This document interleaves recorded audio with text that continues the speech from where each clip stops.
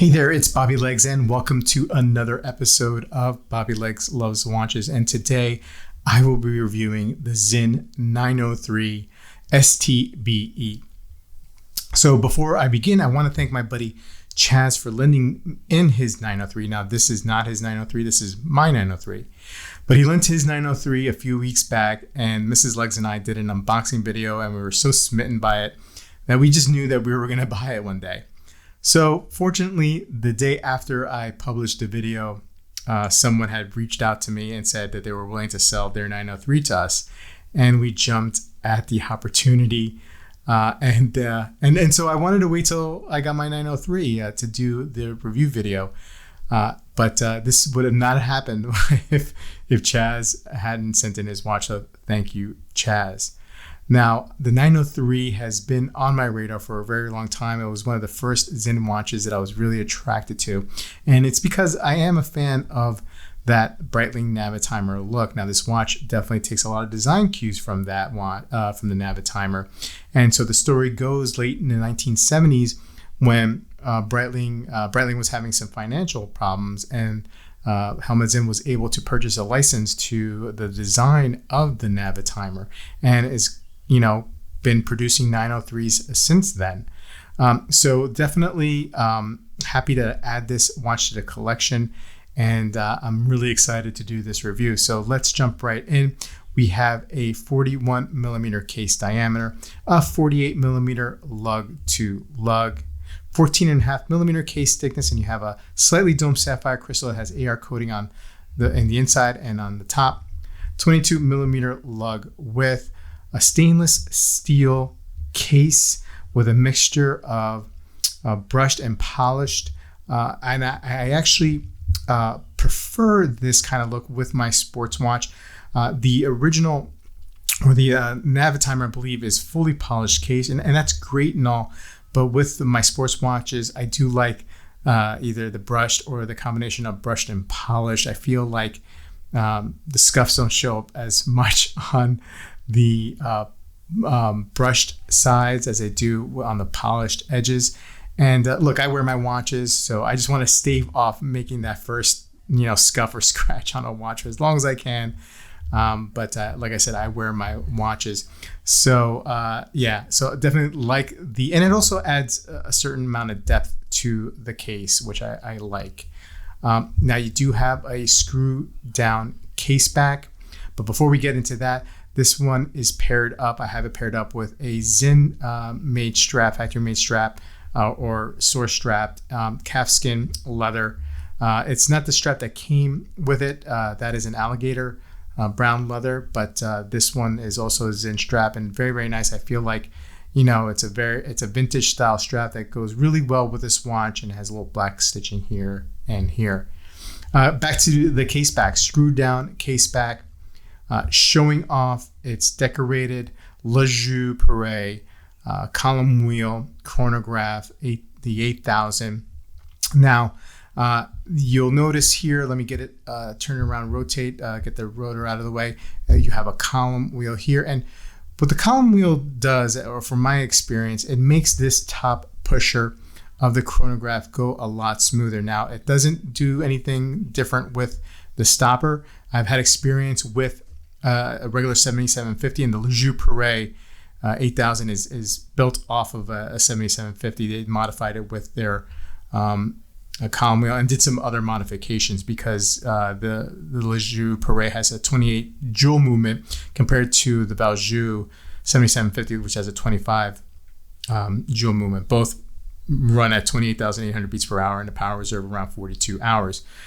But getting back to the pushers, the action on the top pusher is much smoother than the regular 7750. From my experience, I've owned a couple of watches with that movement. The snapback button over here is roughly the same, so it's as the 7750. So it's kind of weird. You don't have to exert as much pressure on one of the pushers here, but you do have to exert a little bit more pressure than up here on the snapback. Now this movement is, like I said, nicely decorated. You have the Sinn etched here on the rotor. Very, very cool movement. The case is, it's a thick watch. It's 14.5 millimeters. It's not that bad. My Guinot, which had a Valjoux 7750, was 15.2. So this is actually thinner than my Guinot. But it's a chronograph. I mean, it is what it is. So, there's going to be some expectation, especially with ones using the Valjoux-based movements or Sellita-based movements, that it's going to be on the thicker side. You do have an internal captive bezel here, and you move it back and forth. It's a slide rule with logarithmic scale. And the big difference here with the Navitimer is that you don't have this knob at the crown at the 10 o'clock to move the scale. It's just, the bezel just moves. This is a captive bezel, like I said, but the bezel in the Navitimer, you can turn either way. And I would have to say I like that better about the Navitimer. I wish that they had done this with the Sinn. As far as I can tell, going back and looking at previous examples of the Navitimer through the years, I've never seen anyone with a 10 o'clock crown to rotate the bezel. So it looks like it's a Sinn edition. But like I said, I think I would prefer the bezel moving over here. It's a little tougher. It's tough to manipulate, especially with the gloves. But in general, it's a little bit tougher to manipulate. But it's not that big of a deal.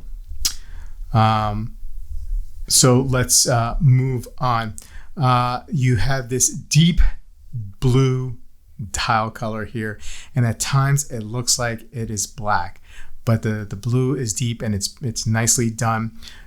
You have these vintage, they're kind of vintage looking, but they're luminous ivory coated hands and hour markers, and the 12 o'clock marker is also coated with the loom, the ivory loom. It's a nice juxtaposition with the blue dial.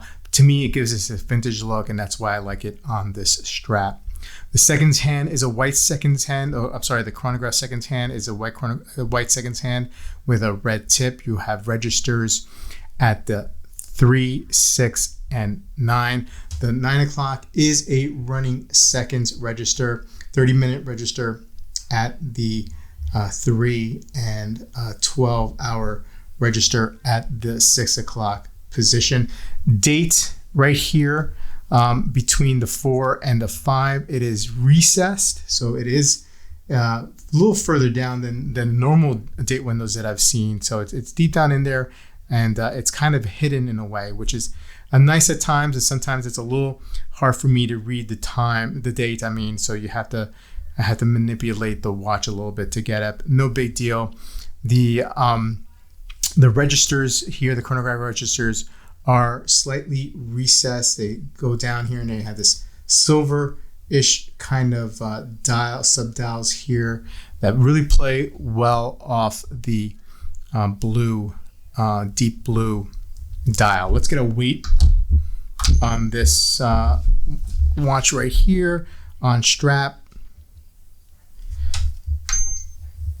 And so on the strap, I'm getting a reading of 106 grams. I believe on the site, it says the head only, at least on the Watch Buys site, it says it's 86 grams.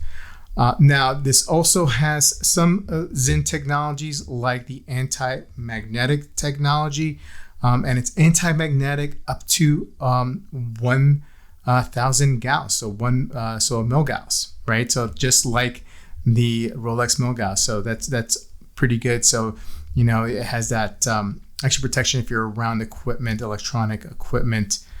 It'll protect it from that and affecting or magnetizing the movement and affecting how it keeps time. Let me put this on wrist. Now I have a 6 3/4 inch wrist, and this watch sits perfectly. I have to say, this watch has turned out to be everything that I thought it would be. I love it. I got rid of my Guinot chronograph because I think I'm just maybe a one kind of chronograph in the collection kind of guy. And this is just the perfect chronograph for me. I just love it. It sits on my wrist very, very well. Now this will MSRP for $3,520 on a strap, a little bit more on the bracelet comparatively to the Breitling Navitimer, which is almost twice as much. Now the Navitimer does come with its B01 movement, but for half the price, I think I'll take the Sinn all day, every day. It's just a great looking watch, built very, very well, made in Germany, and I'm just extremely happy to add this one to the collection. I would love to hear what you guys think about this watch. Please put a comment below.